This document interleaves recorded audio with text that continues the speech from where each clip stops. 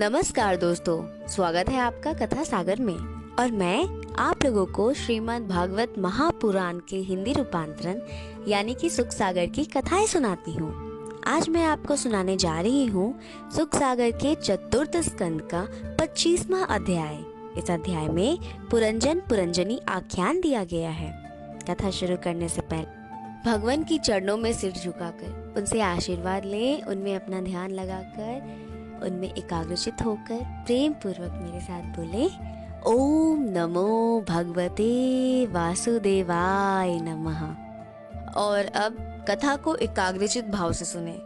अगर आप पहले की कथा को नहीं सुने हैं तो मेरी आपसे ये विनती है, आग्रह है कि आप पहले की कथा को सुन लें। उससे क्या होगा, आपको अभी जो मैं कथा सुनाने जा रही हूँ वो और अच्छे से समझ में आएंगी। मैत्रेयी जी बोले विदुर जी से, हे विदुर जी, प्रचेताओं को इस प्रकार उपदेश देकर शिव जी वहीं अंतर ध्यान हो गए। अगर आपने पहले की वीडियो को देखा है यानी कि 24वें अध्याय को आपने सुना है, वीडियो देखा है, तो उसमें प्रचेताओं की चर्चा की गई है और आपको ये भी ज्ञात होगा कि प्रचेतस कौन थे और शिव जी उनको कौन सी उपदेश दिए, कौन सी स्तोत्र सुनाए और उस स्तोत्र का क्या फल है। लेकिन अगर आप पहली बार कथा सागर के परिवार से जुड़े हैं और पहली बार 25वें अध्याय को देख रहे हैं तो शायद आपको ये चीजें उतनी अच्छे से समझ में नहीं आएंगी। आगे की कथा जो चल रही है वो आपको समझ में नहीं आएंगी, क्योंकि ये जो कथा है वो पहले की कथा से जुड़ी हुई रहती है। तो एक बार आप पहले की कथा सुन लें और फिर आज की कथा को सुने। तो प्रचेताओं को उपदेश देकर शिवजी वहां से अंतर्ध्यान हो जाते हैं। प्रचेतस कटी पर्यंत जल में प्रवेश कर शिवजी के बतलाए स्तोत्र का जप करने लगते हैं। जिस तरह शिवजी ने उन्हें स्तोत्र बताया था उसी तरीके से प्रचेतस शिवजी का बतलाया हुआ स्तोत्र का जप करने लगते हैं। 10,000 वर्ष तक उन्होंने उसका जप किया। यहाँ पर प्रचेतस के बारे में बताया जा रहा है कि 10,000 वर्षों तक उन्होंने उसी तरीके से शिवजी के बतलाए गए तरीके से उसका जप किया, योगादेश स्तोत्र का जप किया। फिर नारद जी प्रचेताओं के पिता महर्षि के पास आकर उनको राजकाज से विरक्त हो वन जाने का उपदेश देने लगे। तब महर्षि जी ने कहा, महाराज, मोक्ष लेकर क्या करना है, उसमें सुख ही क्या रखा है। साथ ही आपका यह कथन भी सत्य है कि विषय भोग भी दुखदाई ही है। ऐसी दशा में तब क्या करना उचित है, यह मुझे बतलाइए।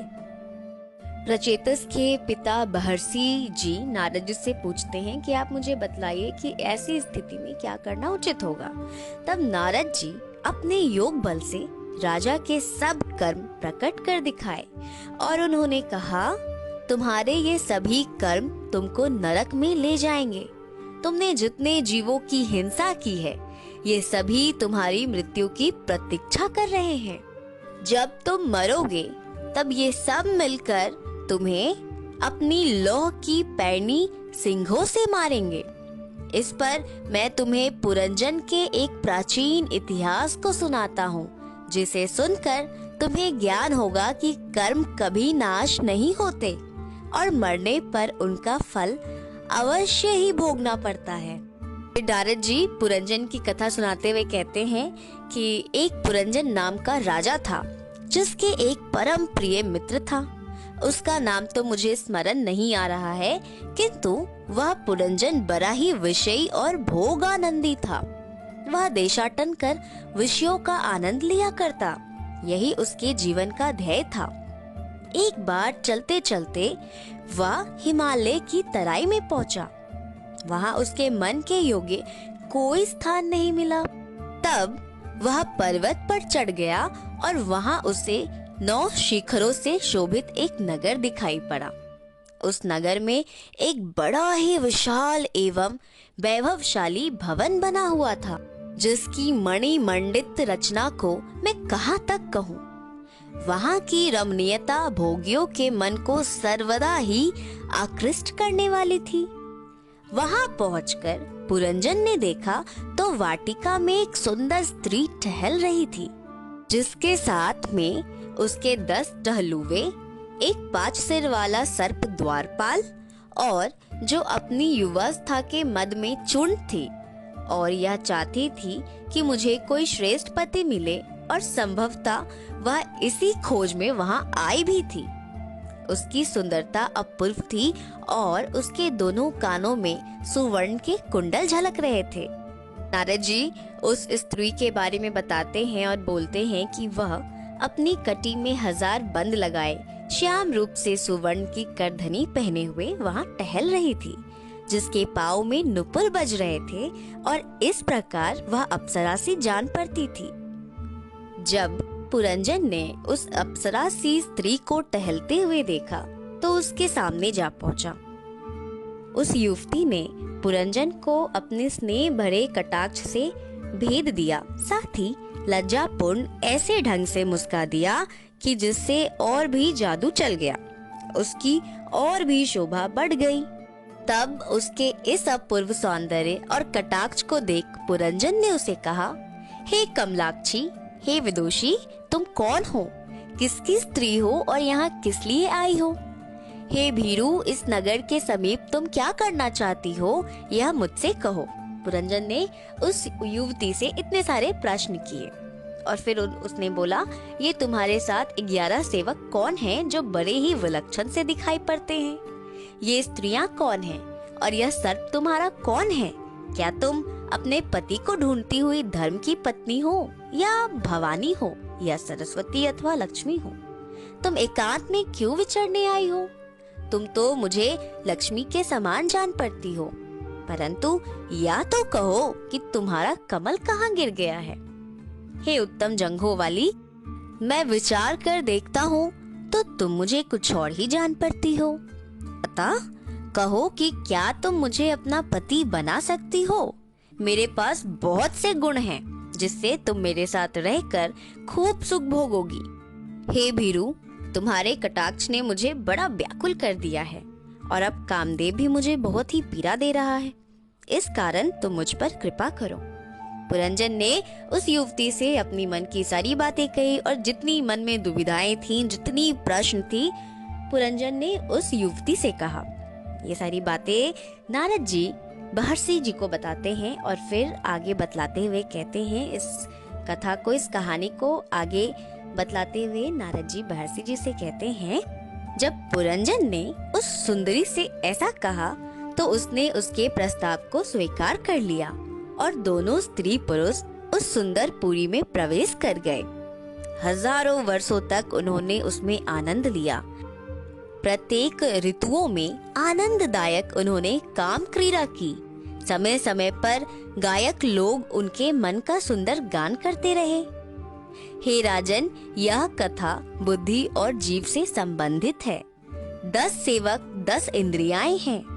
हिमालय की वह पूरी शरीर है। समय समय पर जो कहा है वह जागृत अवस्था है। नगरी के 7 द्वार, 7 द्वारों में उन्होंने 2 कान, 2 नेत्र, 2 नासिका एवं 1 मुख की चर्चा की है। नारद जी उस नगरी के 7 द्वार में 2 कान, 2 नेत्र, 2 नासिका, 1 मुख के अलावा 2 द्वार और बताए। उस 2 द्वार में लिंग और गुदा की चर्चा की है उन्होंने। उसके बाद नारद जी महर्षि जी से कहते हैं, ऊपर के 7 द्वारों में 5 पूर्व दिशा में थे, 1 द्वार उत्तर की ओर था और 1 दक्षिण की ओर था।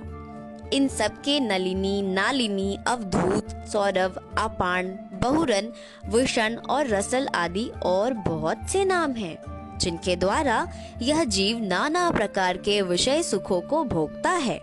इसी प्रकार से उस रानी के साथ यानी कि बुद्धि के साथ पुरंजन यानी कि जीव कितने ही दिनों तक विषय आनंद लेता रहा, जिसमें वह कभी हर्ष को प्राप्त होता और कभी दुख से रोने लगता। यहाँ पर पुरंजन को जीव और पुरंजन की जो स्त्री थी, जो उनकी रानी थी, उनको बुद्धि बताया जा रहा है और कहा जा रहा है कि कितने दिनों तक वो बहुत ही खुश रहते थे और कभी कभी बहुत ही दुखी होकर रोने भी लगते थे। रानी जो जो कर्म करती वह कर्म पुरंजन भी किया करता था। जब वह बोलती तब वह बोलता, जब वह हंसती तब पुरंजन भी हंसता था और जब वह मद पीती तब वह भी पीता था, जब भोजन करती तब वो भी भोजन करता। सोना, गाना, उठना, बैठना उसके सब कार्य के अनुकूल हुआ करता था। इस प्रकार वह अज्ञानी होकर परवश हो गया और ना चाहने पर भी उसको अपने सब कार्य रानी के ही अनुकूल करने पड़ते थे। नारद जी ने पुरंजन और उनकी स्त्री की ये सारी बातें राजा बहर्षि को बताया और इसी के साथ चतुर्थ स्कंद का 24वां अध्याय यहीं पर संपूर्ण होता है। आगे के अध्याय में जानेंगे पुरंजन की मृगया और पुरंजनी का मनुहार।